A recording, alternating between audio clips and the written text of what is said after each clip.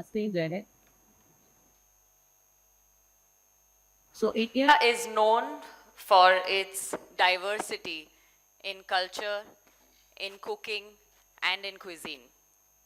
Today, standing in one of the oldest living cities in the world, Varanasi, and talking about food is a huge privilege. Just last month, after years of painstaking work by a global coalition of researchers, scientists, and PhD students, the Eat Lancet Commission on Healthy, Sustainable, and Just Food Systems released its full report. And the top two key recommendations of this report are one, to promote and protect traditional diets, and two, to make healthy diets accessible and affordable for all. This is the new, this is the latest in modern nutrition science when it comes to sustainable good health of the people and the planet. Sounds familiar? For most Indians, this will sound familiar because this is what our homegrown, time-tested food wisdom always emphasizes on. Eat local, eat seasonal, eat traditional. Cook at home, buy more local food, local products, avoid buying or don't run after expensive and foreign goods because all the goodness that you need is there in our daily kitchen staples. Now, this is something that our champions, which is our dadis and nanis, have always spoken about. But we feel that was this or is this relevant and is this scientific to our times? Well, to tell you, it has never been more relevant and scientific than what it is today. To give you some examples, you know, our dadis and nanis always told us to have ghee. Long before it got a name in English and became popular as clarified butter and as a magic drink that is now getting sold for fat loss.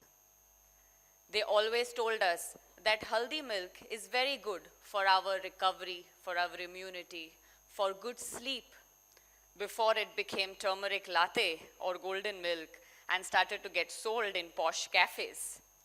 They also always told us that dal chawal is very healthy, very wholesome, and very nutritious. And now modern nutrition science is discovering and calling it a natural protein blend and a complete protein source. So we feel, unfortunately, that English is the only language of science. But our dadis, our ancestors, they always spoke to us in our mother tongue.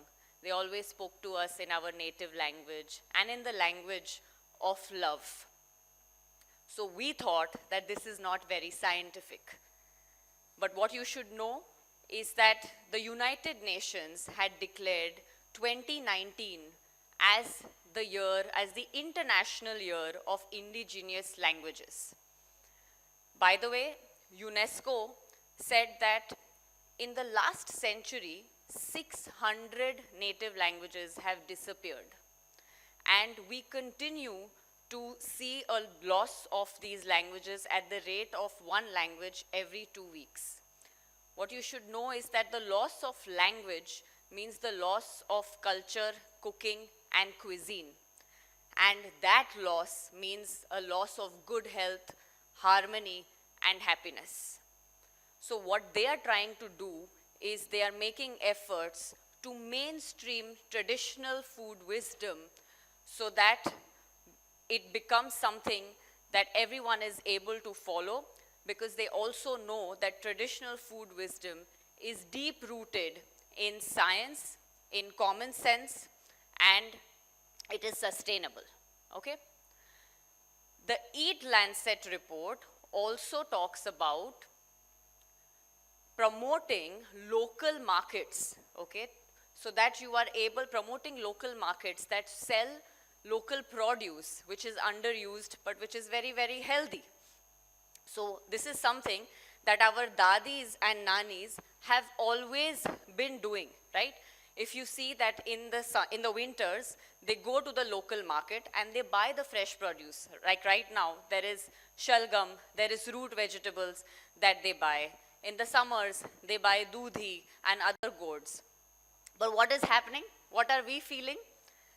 All of us want to eat the exact same way, whether we are from Varanasi, whether we are from Vancouver, whether we are from Vienna. हम सब वही avocado, kiwis, kale, berries, उन सब के पीछे ही भाग रहे हैं. Okay? So it's time to look in deeper now.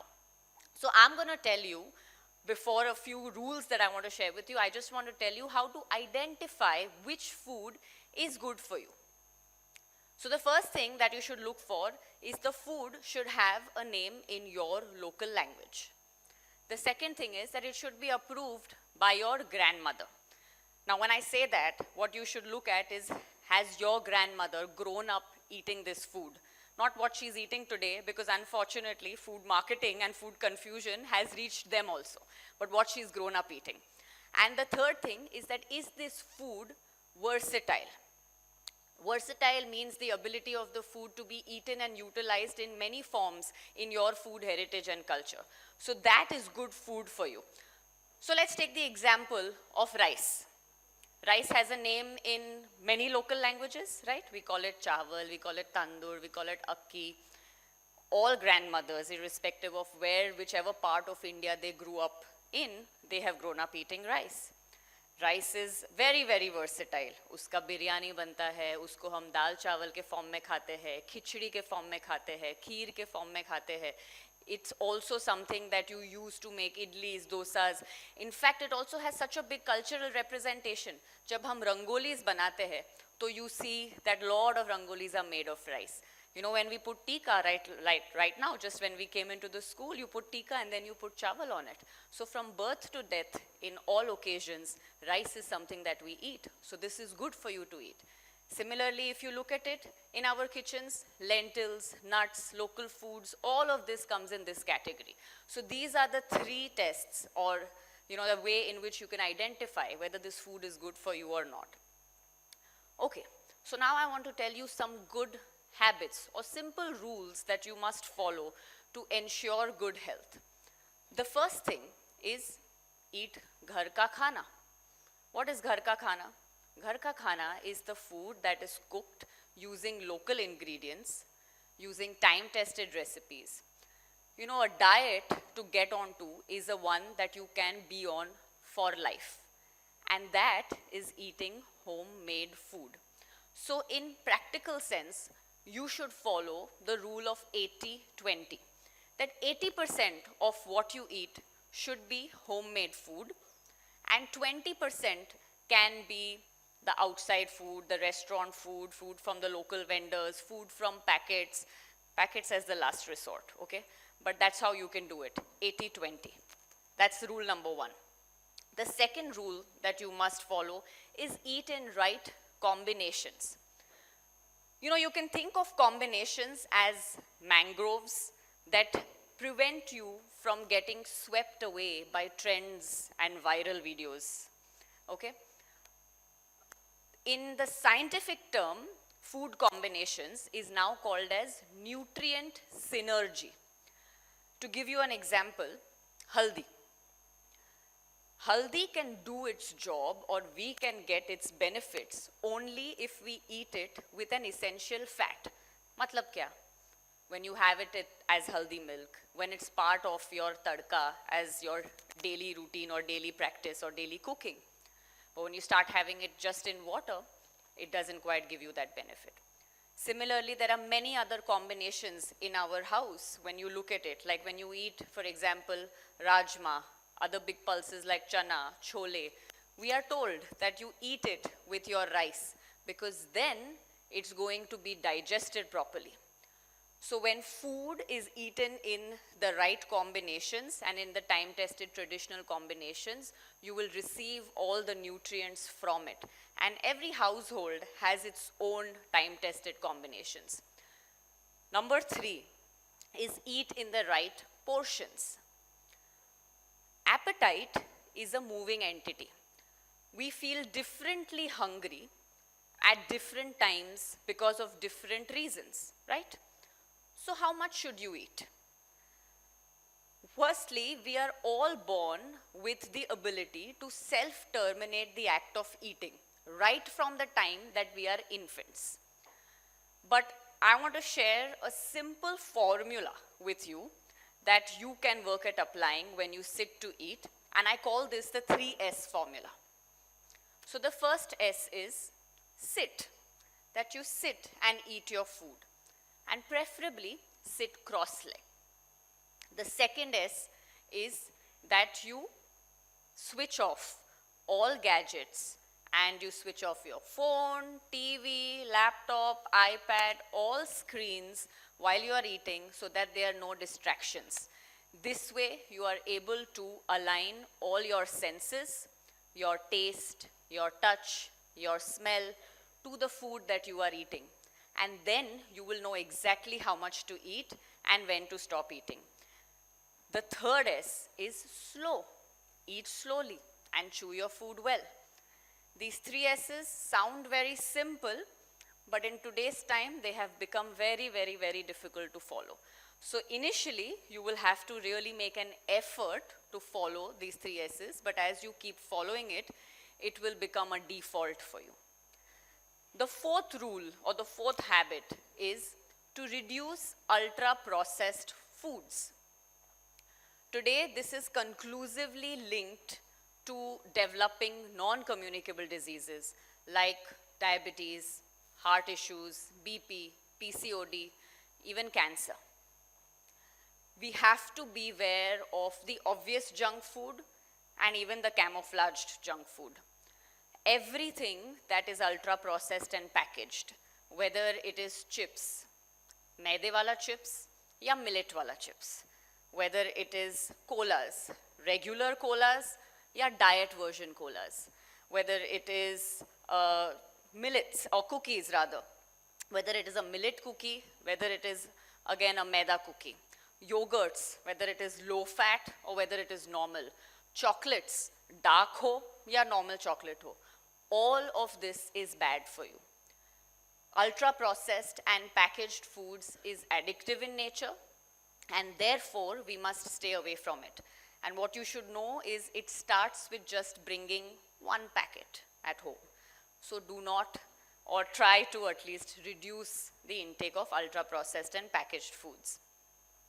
Unfortunately, what has happened that in the era of social media and in the era of food apps and hashtags, we are very confused about what to eat.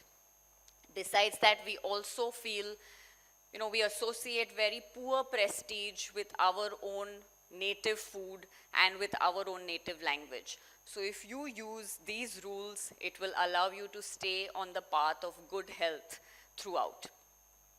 Now, while these rules are something that you can do at an individual level, and they're very, very important to follow, there is also another part which needs to be done by government and policies, because they also have a very big impact on ensuring good public health at the population level. So I want to share just 3 policies that we can hopefully work on to improve health for everyone. So the first thing is policies that help to reduce pollution and policies that help to preserve green open spaces so that our girls and boys can play, so that our elderly also have a safe space to walk and exercise. The second one being policies that help to reduce, or policies that regulate the availability of ultra-processed foods, especially for the young. And the third one, policies that make cooking and farming a part of school curriculums so that our boys also understand the importance of this. So I feel that if we stay rooted to our food and to our cuisine, we not just rise, but we rise with much more respect, responsibility, and resilience. And this is also where the modern nutrition science and our time-tested Indian food wisdom stands. This is the way forward towards a happy, towards an equal, towards a nurturing, and towards a healthy society. Thank you.